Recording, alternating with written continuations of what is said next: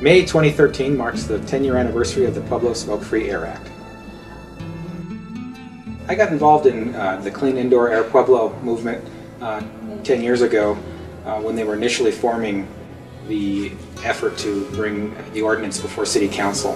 And there was a lot of groundwork that went into that through the Health Department and the American Lung Association, the Heart Association, the Cancer Society. We're all working in collaboration to bring this issue forward.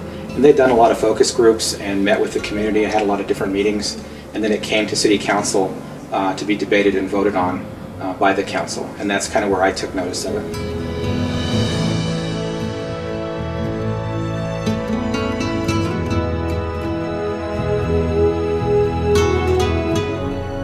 The Smoke-Free Air Act was introduced in Pueblo because we knew at this point in time there was enough literature and research out there to show how dangerous secondhand smoke is to people.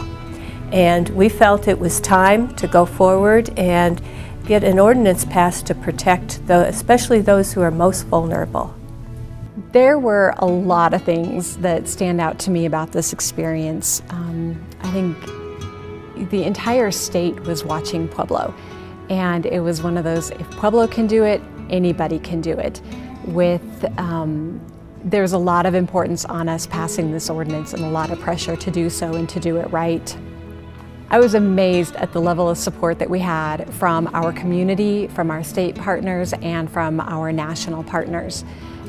At the time, this was very new. There were very few counties in Colorado who had gone smoke-free, and it was a really big deal for Pueblo to do this. You know, I think that we really made a difference in the lives of citizens from Pueblo, helping them with their health and wellness. It's a safety issue as far as a workplace safety issue. It's about if you work in a bar or a restaurant and you're an employee there, having a safe environment to work in. And that was always the angle that I kind of approached this from, was it's a worker safety issue. No different than if you worked in a brake factory and there was asbestos in the air from the brake drums being manufactured. I looked at it as that kind of an issue, and that's how I approached it when we were bringing this issue forward to the media and to the public when I got involved as kind of an activist on this issue. My name is Deanna Nesvensky, and starting in 1998 I worked for the Pueblo City County Health Department, and then later on I worked for the American Cancer Society, and I was part of the grassroots effort to pass the Pueblo Smoke-Free Air Act. You know, we started gaining support for the ordinance about 4 years before it ever went to City Council, and we went to pretty much anyone who would let us talk. We went to a bunch of different service organizations, businesses, schools, any place who would let us come and talk. We went and just gave a presentation about why secondhand smoke was dangerous and the effects that it was having on the health of everyone who was in that environment. And we were really surprised. We expected to go in there and meet a lot of opposition and resistance, but surprisingly, when we started giving these presentations, it was overwhelming support from the general public. And in fact, a lot of times we were asked, why is this even legal? So at that point, we knew that we had the support from the public that we needed to start approaching City Council.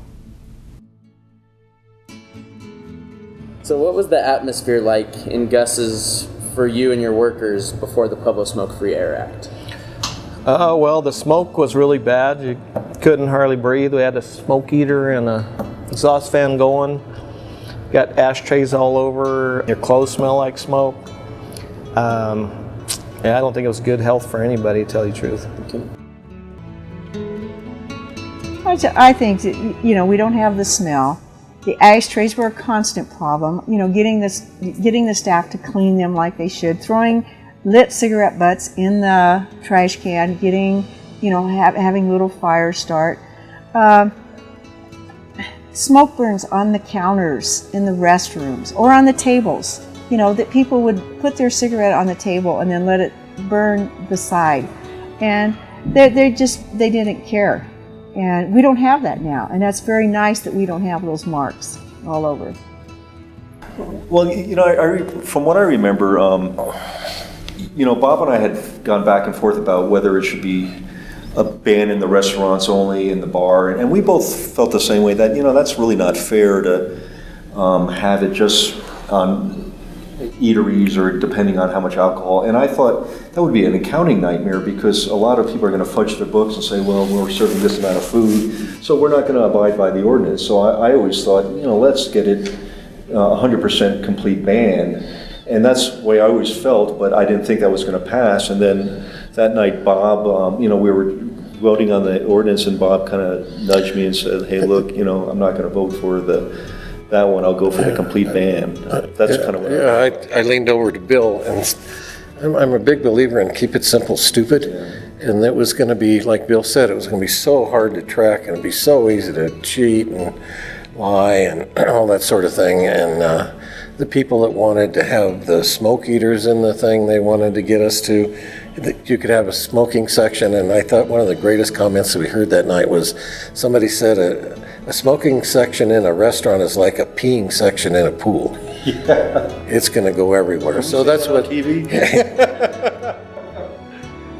Well, it's from that, actually a couple months before that night, through the special election, I think is a story in itself, a long story. I think you could probably make a movie out of it or something.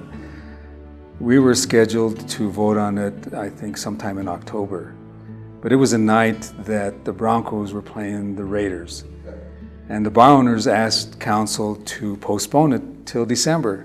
And there were some of us didn't want to do that, but they said, well, that's our busiest night and we're going to lose a lot of money. And I'm thinking, if this is such an important issue to you, then maybe you need to be there. So we accommodated them till December the 9th.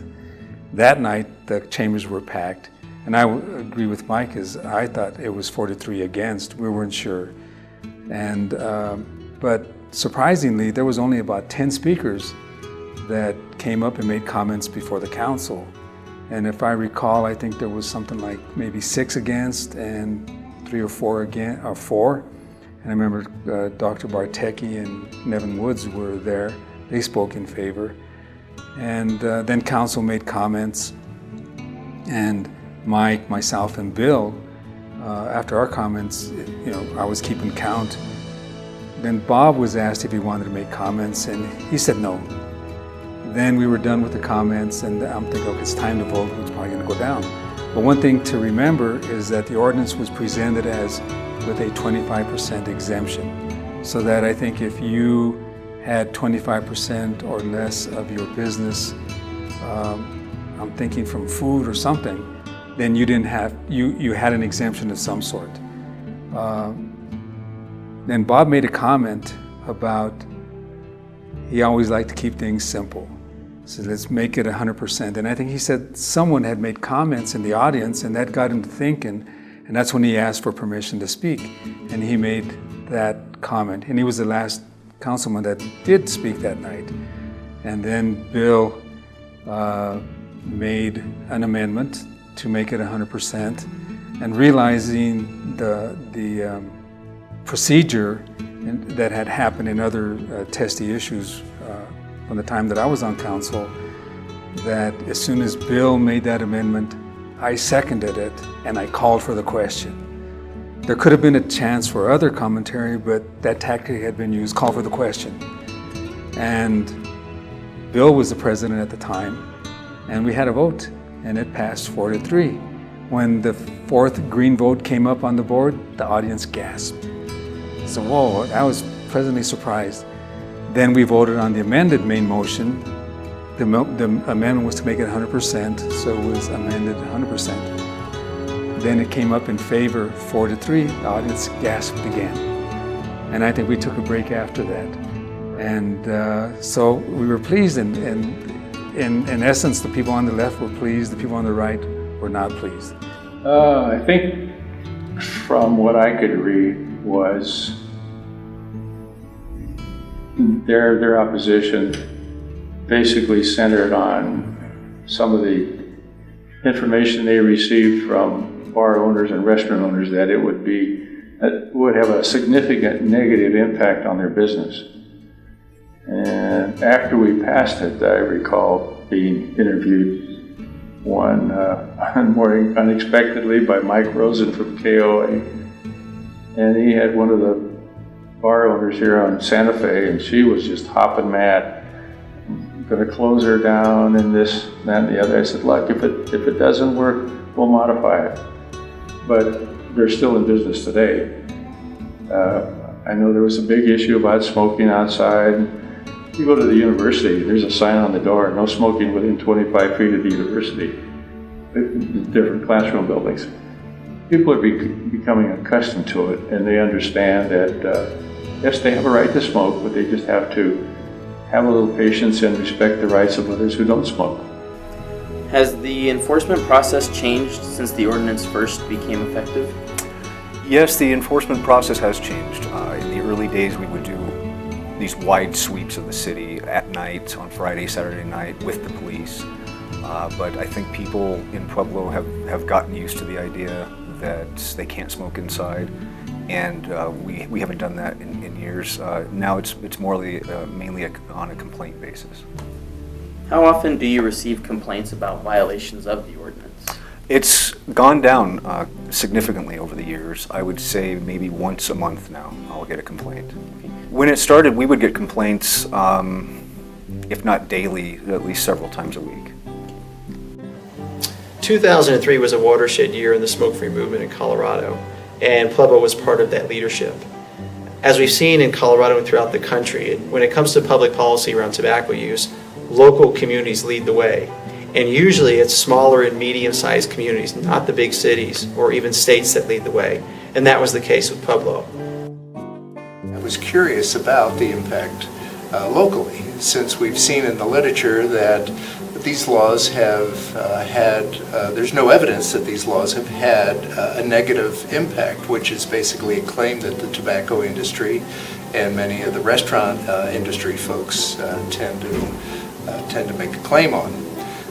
With that, I gathered information from the finance department of the city of Pueblo and looked at tax revenues for a 7-year period, 3.5 years prior to implementation of the Pueblo Smoke-Free Air Act and 3.5 years after. The conclusion was that while it appears there might have been a little bit of a dip in revenues in tavern revenues, that dip started well before the ordinance was passed. And then 3.5 years later, the revenue levels for taverns were back where they were before. So there was a little bit of a dip, but I don't think we could make any claim that it was from result from the law. On the other hand, with restaurant revenues went steadily up for the study, and that had no effect. We did not see a dip at all in revenues when the ordinance was passed. Pueblo really led the way for our state and others to go smoke-free. If you think about it, every child born in 2003 was raised in a smoke-free community. So any 10-year-old going into a restaurant now could never imagine it being smoke-filled.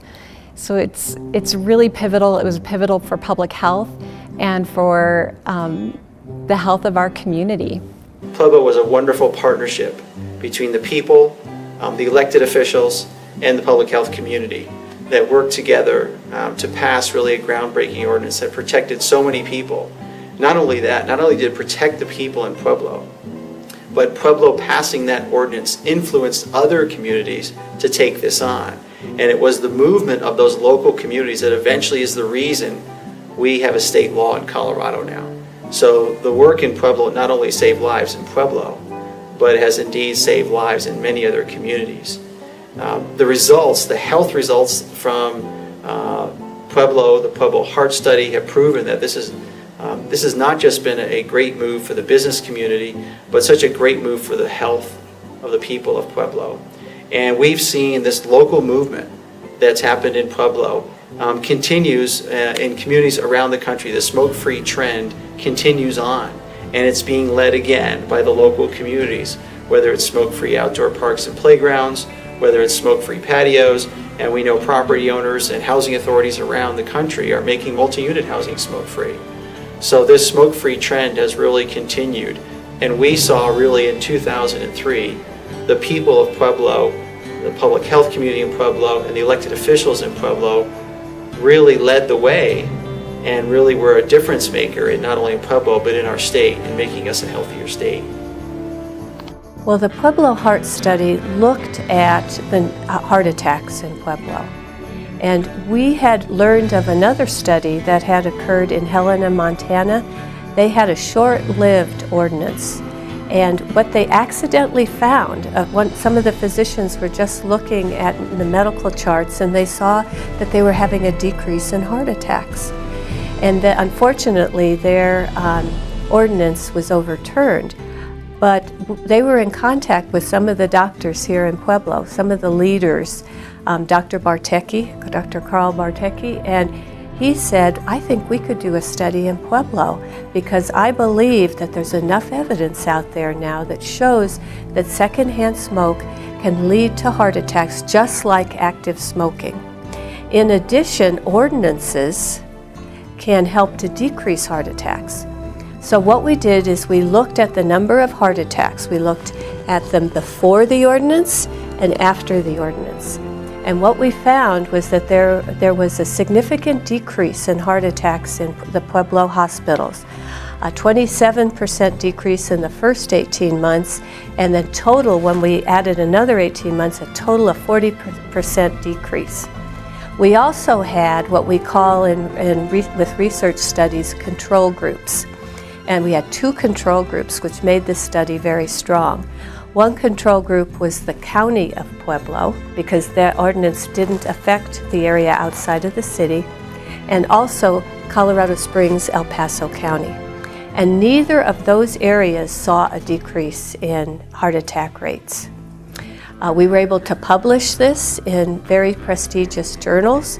And after that, there were a number of other studies around the country that showed the same thing.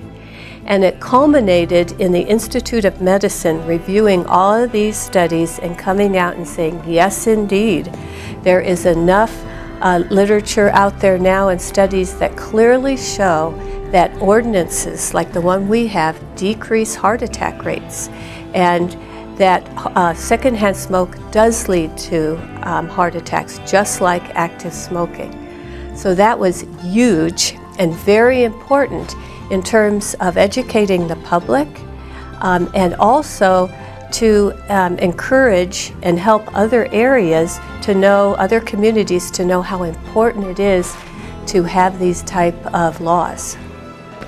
Since the Smoke-Free Air Act has passed, there's been a lot of talk about statistics and healthcare costs that have been saved, and all those things are wonderful. I don't want to discount any of those, but what makes me really proud to have been a part of this is that there are dads who got to walk their daughters down the aisle who wouldn't have been here because of the exposure to secondhand smoke, and that there are grandparents alive to see their grandchildren because they were able to quit smoking because it got so inconvenient, and that there were babies that were born full term instead of prematurely because their moms didn't have to work in a smoke-filled environment. So those are the things to me that make me really proud to have been a part of this.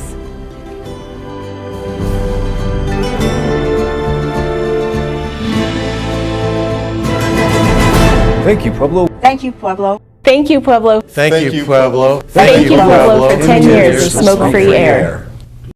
Thank you, Pueblo, for being smoke-free for 10 years. And congratulations to all the people of Pueblo that made this happen. Sing it out one time.